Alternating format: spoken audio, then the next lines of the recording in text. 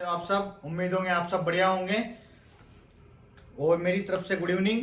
और आज हम बात करेंगे राजस्थान की चित्रकला के बारे में कि राजस्थान की चित्रकला का नामकरण और उसका उद्भव कहाँ से हुआ।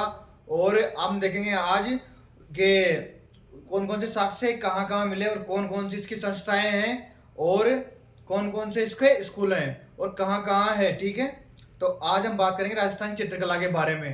राजस्थान की चित्रकला में सबसे प्रसिद्ध आपने देखा होगा कि बूंदी है। और बूंदी में इसके साक्ष्य गरदड़ा और नगाड़ा गांव में मिले हैं। ठीक है, तो हम देखेंगे सबसे पहले कि राजस्थान चित्रकला में नामकरण किसने किया। ठीक है, तो आज देखते हैं अपन सबसे पहले इसका नामकरण। ठीक है, देखो कौन कौन से टॉपिक अपन इसमें पढ़ेंगे। तो इसमें सबसे पहला टॉपिक होगा नामकरण। ठीक है, दूसरा टॉपिक पढ़ेंगे उद्भव। ठीक है, तीसरा टॉपिक पढ़ेंगे इसमें अपन साक्ष्य। चौथा टॉपिक इसमें पढ़ेंगे अपन संग्रहालय। ठीक है, इसके बाद देखो पांचवा टॉपिक इसमें पढ़ेंगे अपन कि इसके संस्था कहाँ कहाँ है। ठीक है, और छठा टॉपिक पढ़ेंगे इसके स्कूल। ठीक है, अब देखो इसमें सबसे पहले पढ़ते हैं अपन नामकरण। तो देखो सबसे पहले देखेंगे इसका नामकरण किसने किया। आनंद कुमार स्वामी, राजपूत पेंटिंग्स। ठीक है, इसके बाद में देखो H.C. मेहता, हिंदू। ठीक है, हिंदू चित्रशैली। ठीक है, इसके बाद देखो यदुनाथ सरकार। तो यदुनाथ सरकार द्वारा प्रांतीय गायन शैली। ठीक है, और एक देखिए आप राजस्थान चित्रकला, राजस्थान चित्रकला कला। तो ये है राय सिंह जी द्वारा। ठीक है, ये हो गई आनंद कुमार स्वामी राजपूत पेंटिंग्स। और देखो H.C. मेहता द्वारा हिंदू चित्रशैली। ठीक है, इसके बाद देखो यदुनाथ सरकार द्वारा प्रांतीय गायन शैली। और राजस्थान चित्रकला राय कृष्ण दास जी द्वारा। ठीक है, अब देखेंगे अपन इसका उद्भव कि इसका उद्भव कहाँ हुआ और कैसे हुआ। ठीक है, और देखो इसमें एक टॉपिक और लिखा कि सर्वप्रथम राजस्थान चित्रकला का वैज्ञानिक वर्गीकरण आनंद कुमार स्वामी द्वारा। स्वामी इनकी बुक है राजपूत पेंटिंग्स। ठीक है, हो गया। अब देखो राजपूत पेंटिंग्स ये लिखी गई थी 1916 में। ठीक है, तो यहां तक आप इसको नोट आउट कीजिए। इसके बाद देखेंगे अपन आगे इसका उद्भव। ठीक है, तो आप इसको नोट आउट कीजिए एक बार। इसके बाद देखेंगे इसका उद्भव कहाँ हुआ है।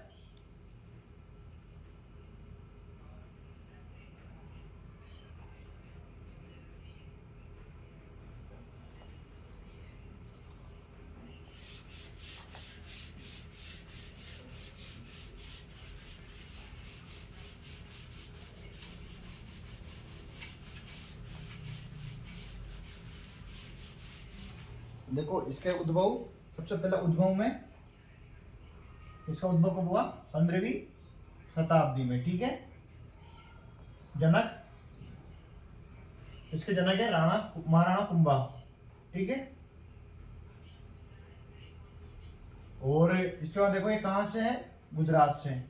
उद्भव गुजरात से। ठीक है, इसका देखो इसका स्वर्ण काल 17 से 18वीं शताब्दी। ठीक है, और इसके आधुनिक जो कलाकार है वो है कुंदन लाल मिस्त्री। ठीक है। और इसके बाद देखेंगे अपन, इसके उद्गम हो गया, अब देखो 15वीं शताब्दी में ये हुआ, जनक हो गए। और इसमें देखो सबसे ज्यादा प्रभाव जैन धर्म का देखा गया है। ठीक है। तो आप इसको यहां तक नोट आउट कीजिए। इसके बाद लिखेंगे अपन आगे।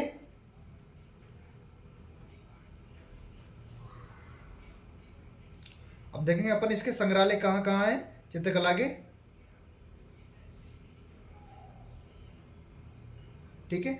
और फिर देखेंगे अपन इसकी संस्थाएं।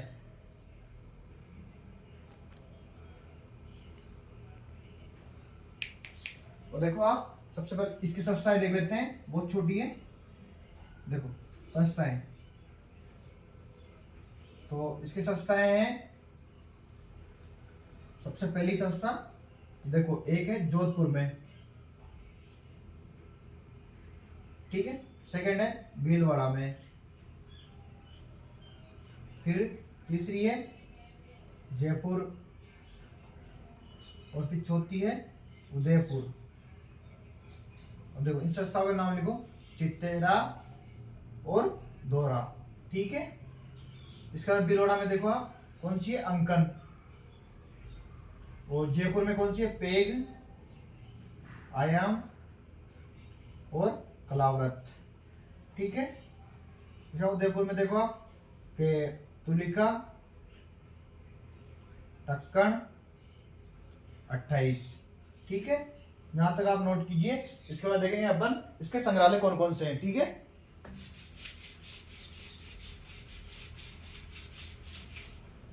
देखो इसके संग्रहालय।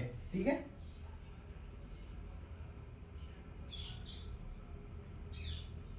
देखो संग्रहालय में सबसे पहला है पोथी खाना,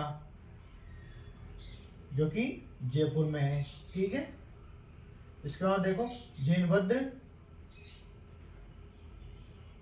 सूरी भंडार, जो कि जैसलमेर में है। ठीक है। इसके बाद देखो आप के कालीबंगा, जो कि हनुमानगढ़ में, कालीबंगा संग्रहालय हनुमानगढ़। ठीक है। और इसके बाद देखो आप कि पगड़ियों और कठपुतलियों का संग्रहालय बागोर। देखो बागोर उदयपुर। कल मैंने बताया था आपको कि पगड़ियों और कठपुतलियों का शहर भी बागोर उदयपुर को कहा जाता है। ठीक है। अब इसके बाद देखो आप सरस्वती संग्रहालय,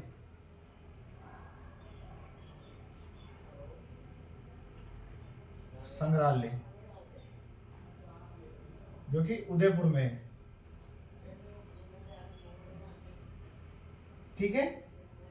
इसके बाद देखो आप मान प्रकाश संग्रहालय,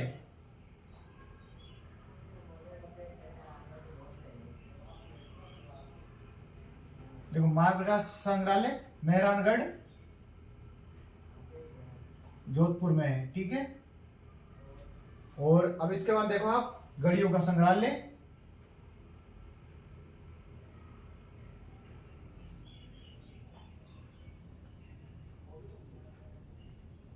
जो कि जोधपुर में है। ठीक है। इसके बाद देखेंगे इसके साक्ष्य कहाँ कहाँ मिले थे। ठीक है। तो आप यहां तक नोट कीजिए। तो इसके बाद देखेंगे अपन कि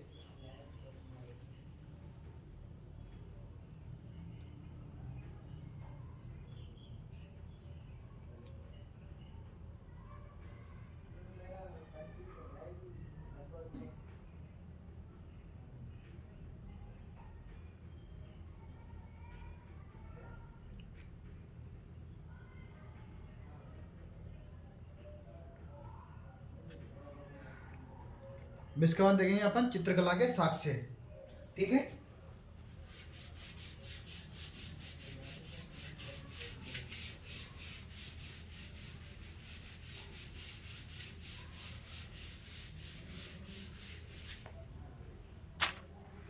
इसका नाम देखो चित्रकला के साक्ष्य। देखो चित्रकला के साक्ष्य में सबसे पहला है दर, जो कि भरतपुर में है, ठीक है। इसका देखो आप कोलवी की गुफाएं, जो कि झालावाड़ में है, ठीक है। इसके बाद देखो आप कि नगाना, जो कि बूंदी में है, ठीक है। और इसके बाद देखो आप बूंदी में ही गरदड़ा, ठीक है। देखो बूंदी में गरदड़ा, जो कि बर्ड राइडर रॉक है, ठीक है।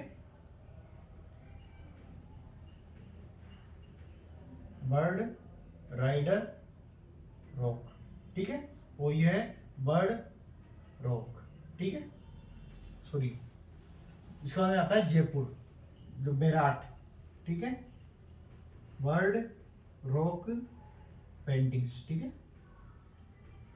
और अब इसके बाद देखो आप कोटा में आता है आलनिया,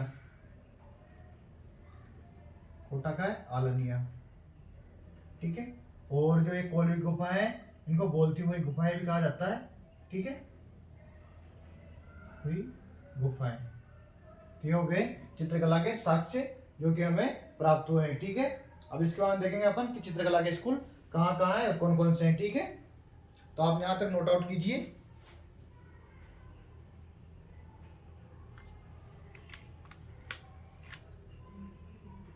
और इसके बाद देखेंगे अपन चित्रकला के स्कूल कहाँ कहाँ है और कौन कौन से हैं, ठीक है।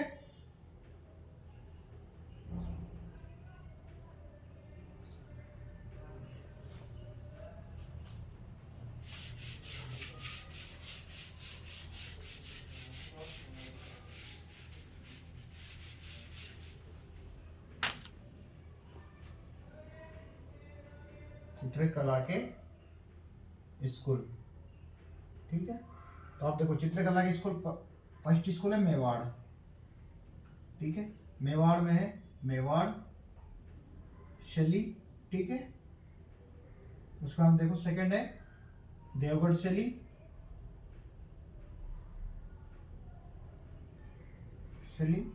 ठीक है। इसका हम तीसरा है नाथ द्वारा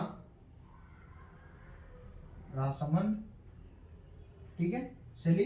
और चौथा है चावंड शैली, जिसके स्वर्णकाल अमर सिंह का कहा जाता है। मेवाड़ चित्र शैली में भगवान कृष्ण के चित्र देखने को मिलेंगे आपको। और इसके बाद देखो आप मारवाड़, तो मारवाड़ में किशनगढ़ चित्र शैली। उसके बाद आप देखो नागौर चित्रशैली, ठीक है। और अजमेर चित्रशैली।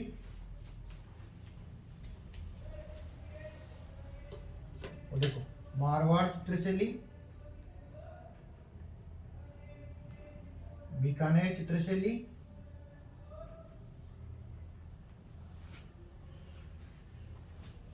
और इसके बाद देखो मारवाड़ या जोधपुर चित्र शैली, ठीक है।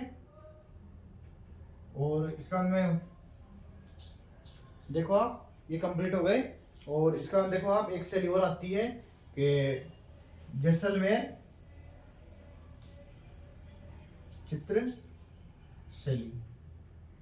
इसका बाद देखो आप हाड़ौती की, तो हाड़ौती चित्र शैली कौन सी है हाड़ौती स्कूल की? एक तो कोटा शैली और दूसरी बूंदी शैली, ठीक है। इसके बाद हम देखेंगे जयपुर चित्र शैली, ठीक है, या फिर जयपुर स्कूल की चित्र शैली देखेंगे, ठीक है। जयपुर में देखो आमेर शैली, उसके बाद में है जयपुर शैली, शेखावटी शैली, ठीक है। इसके बाद में आप देखोगे इसमें उनियारा शैली,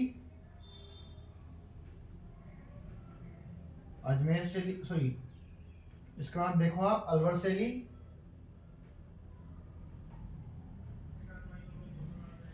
ये हो गया हमारी चित्रकला के स्कूल। तो आप इसको नोट कीजिए।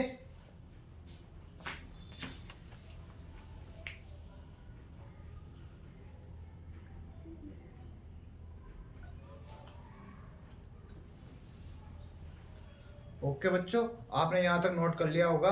तो मिलते हैं अब नेक्स्ट वीडियो में, और इसके आगे की क्लास आपको कल मिलेगी।